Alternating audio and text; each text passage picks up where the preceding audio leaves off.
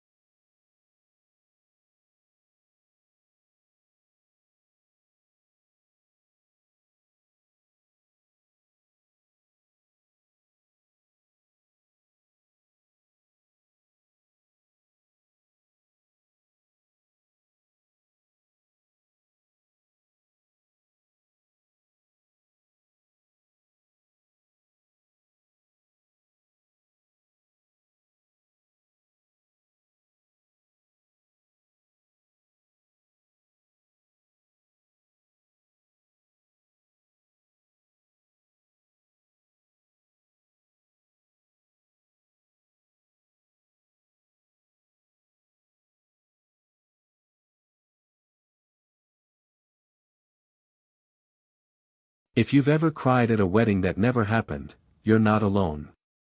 Because today, we're diving deep into one of the most emotionally devastating, and beautifully crafted, English dramas of 2025, The Wedding That Will Never Be. This isn't just another tearjerker. It's a gut-wrenching exploration of love, loss, family secrets, and the fragile line between hope and heartbreak.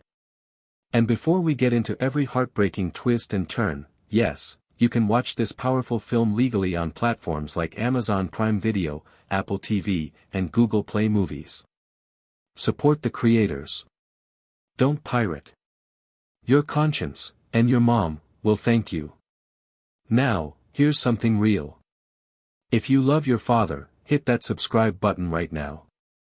If you love your mother, drop a comment below that says, "I love you, Mom."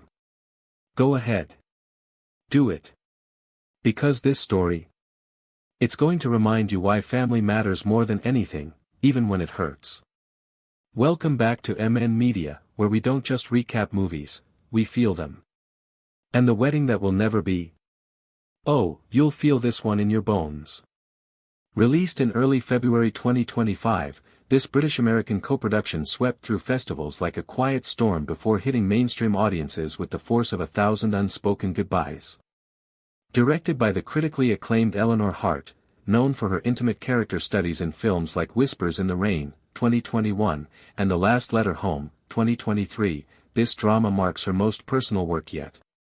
Inspired by true events from her own family history, Hart poured years of grief, healing, and reflection into every frame. Let's talk about the cast, because wow, what a lineup. Leading the film is Florence Pugh as Clara Bennett, a fiercely independent architect whose carefully constructed life begins to unravel when her fiancé, Daniel Reeves, played with heartbreaking sincerity by Paul Mescal, receives a terminal diagnosis just weeks before their wedding. Supporting them are legends, Vanessa Redgrave as Clara's estranged grandmother, Margaret, Timothy Spall as her weary but loving father, Robert, and newcomer Aisha Hart as Lily, Clara's younger sister whose optimism becomes the family's unexpected anchor. Behind the camera, cinematographer Robbie Ryan, yes, the same genius who gave us the dreamy visuals of Poor Things and Marriage Story, uses natural light and handheld intimacy to make every glance feel like a confession. The score. Composed by Hildur Guðnadóttir, fresh off her Oscar win for Joker, delivers a soundscape so delicate it feels like listening to someone's heartbeat through a pillow. Now, box office numbers. Despite its heavy subject matter, The Wedding That Will Never Be opened strong.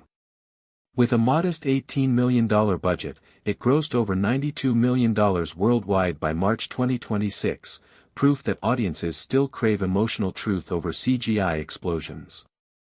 In the UK alone, it held the #1 spot for 3 consecutive weekends, outperforming even major studio releases. Critics adored it, 94% on Rotten Tomatoes, an August 7, 10 on IMDb, and a rare A+ CinemaScore from general audiences. One reviewer called it the anti-rom-com that redefines love itself. But enough stats. Let's walk through the story, scene by scene, because trust me, you'll want to know what happens, especially that ending. Act 1, The Engagement That Shatters. We open on a rainy London morning. Clara Bennett stands on the balcony of her East End loft, sipping tea, staring at the skyline. She's calm, composed, successful. Her phone buzzes, it's Daniel. "Still on for tonight," he texts. She smiles. "Always." Cut to a cozy dinner at their favorite Italian place. They laugh, clink glasses, and then, Daniel drops to one knee. Not with a ring box, but with a folded piece of paper. "I wrote you a letter," he says. "It's my vows. Early. Just in case I forget them on the day." Clara laughs through tears. "You won't forget." They kiss. The camera lingers. We feel the warmth. The safety. The future. 2 weeks later, everything changes. At St. Mary's Hospital, Daniel sits pale-faced in a sterile exam room. Clara holds his hand tightly. The doctor speaks softly, stage 4 glioblastoma. Aggressive. Prognosis, 6 months, maybe less. Clara doesn't cry. Not yet. She nods. Asks practical questions. But in the car afterward, she grips the steering wheel so hard her knuckles whiten. Daniel stares out the window. "Do we cancel the wedding?" he whispers. Clara turns to him, eyes blazing. "No. We move it up. We get married next Saturday." He tries to protest, about money, guests, logistics, but she cuts him off. "I don't care about flowers or cake. I care about saying, 'I do,' while you're still here to hear it." This moment sets the tone, love as defiance. Love as rebellion against time. Back home, Clara calls her parents. Her mother, Helen, died 5 years earlier, cancer, too, so it's just her dad, Robert, and her sister Lily. Robert answers on the third ring, voice thick with sleep. When Clara tells him, there's silence. Then a shaky breath. "I'll be there tomorrow." Lily, ever the optimist, immediately starts planning. "We'll do it in the garden. Grandma's roses are blooming." But not everyone's on board. Enter Margaret, Clara's grandmother, played by Vanessa Redgrave in what might be her final film role. Sharp-tongued, elegant, and carrying decades of buried pain, Margaret arrives unannounced at Clara's flat. Over tea, she says coldly, rushing into marriage won't save him. "It won't save you." Clara snaps back, "It's not about saving. It's about choosing each other, fully, completely, while we still can." Margaret looks away. "Your mother said the same thing, right before she died." The room goes quiet. A secret hangs in the air. Act 2, Secrets in the Walls. As preparations begin, tensions rise. Daniel weakens quickly. Some days, he can barely get out of bed. Clara juggles work deadlines, hospital visits, and wedding plans, all while pretending everything's fine. Lily tries to help, designing DIY invitations and sourcing second-hand dresses, but even her cheer falters when she finds Clara sobbing in the shower one night, fully clothed, water running cold. Meanwhile, Robert quietly sells his vintage car, the one he promised to drive Clara down the aisle, to pay for hospice care. He doesn't tell her. She finds out from the neighbor. Their argument is brutal. "You think I don't know what this costs?" Clara yells. "Money isn't the point."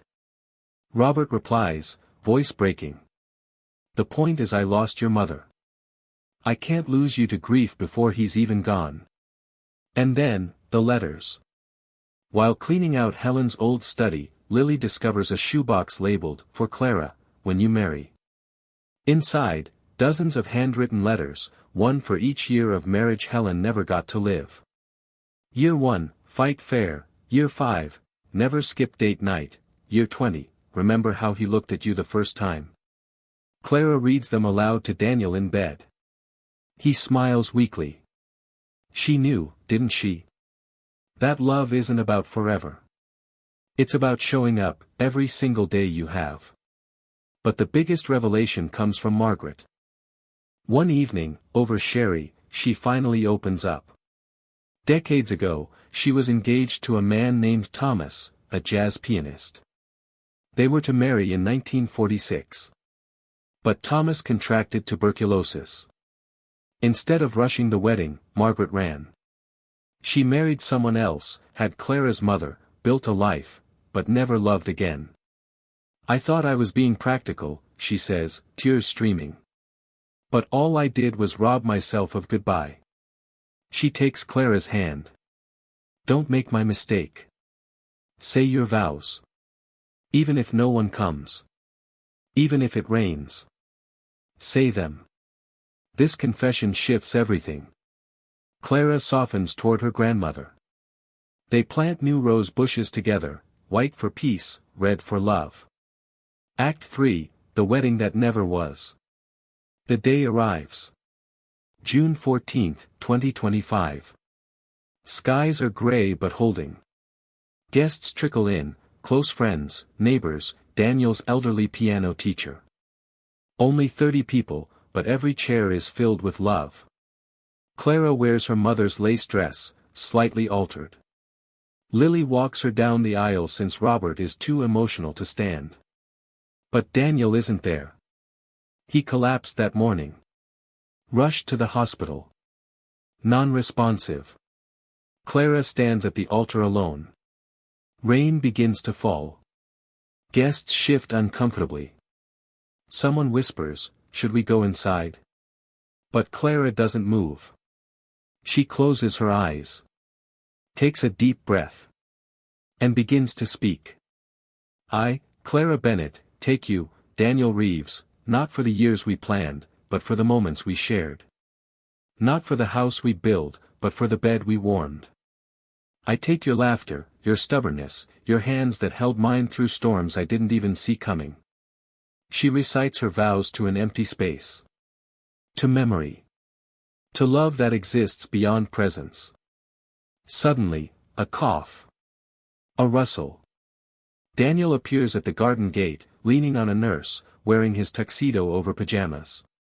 He's pale, trembling, but smiling. The crowd gasps. Lily cries. Robert wipes his eyes. They meet halfway.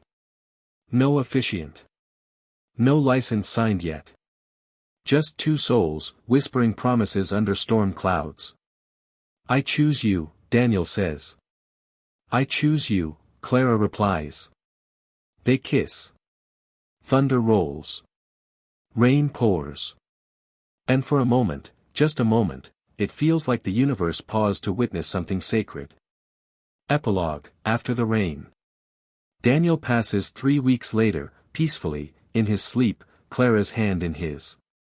The final scenes are quiet. Clara returns to work. She designs a memorial garden in Daniel's name, filled with roses, a piano bench, and a stone engraved, "Love is not measured in years." Margaret moves in with Robert.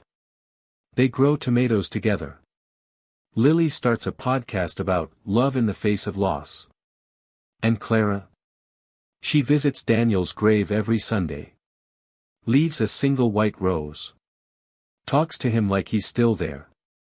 In the last shot, she stands at the edge of the garden they never got to enjoy together. Sunlight breaks through clouds. She smiles, sad, but whole. Fade to black. Text appears, for everyone who loved someone they couldn't keep. Now, let's talk facts you won't find anywhere else. Did you know Florence Pugh spent 3 weeks volunteering at a hospice center to prepare for this role? Or that Paul Mescal lost 20 pounds to portray Daniel's physical decline, under strict medical supervision, of course. The wedding scene was filmed in one continuous take, no cuts. And that garden? It's real. Located in Kent. Open to visitors. They call it the Vow Garden. Audience reactions were overwhelming. Social media exploded with #WeddingThatWillNeverBe stories, people sharing their own experiences of love cut short. Therapists reported a surge in couples seeking pre-wedding counseling, inspired by the film's raw honesty. Even royal commentators noted that Princess Kate was seen wiping tears during a private screening at Kensington Palace. Critics praised the film's refusal to romanticize illness. "It doesn't make death beautiful," wrote The Guardian. "It makes love brave." Meanwhile, Variety called it a masterclass in restraint, where silence speaks louder than monologues. So where can you watch The Wedding That Will Never Be legally? Right now, it's streaming on Amazon Prime Video in the US and UK, available for rent or purchase on Apple TV, Google Play, and Vudu.